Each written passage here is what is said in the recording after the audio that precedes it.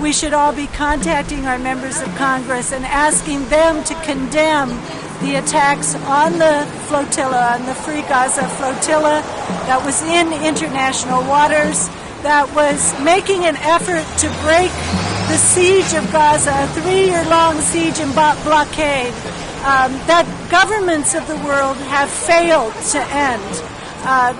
This ship had human rights activists, peace activists, journalists on board, people trying to get back to Gaza to see their families.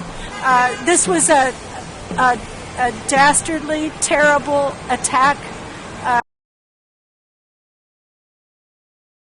Israel has been maintaining for some years an illegal and unnecessary blockade of goods into the Gaza Strip. Israel cites the number of trucks going in, and the UN constantly says that's about a quarter of what would be needed for subsistence inside Gaza.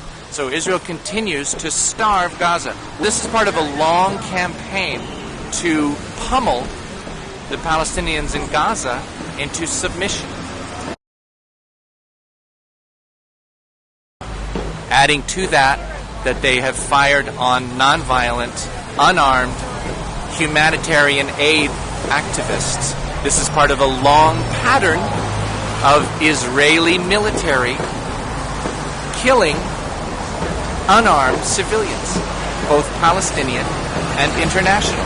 Rachel Corrie, Tom Herndl from England. We need to just get the word out to President Obama and to Congress to shut off aid for Israel completely. From Mexico to Palestine, tear down the walls! My name's Jerry Haynes. I organized a delegation from Washington Physicians for Social Responsibility to go into Gaza with medical colleagues to serve in Gaza. Why I believe that we should be paying attention to Gaza partially is that it's a humanitarian and public health disaster, and partially because we as citizens of the United States pay taxes which help to support the siege of Gaza.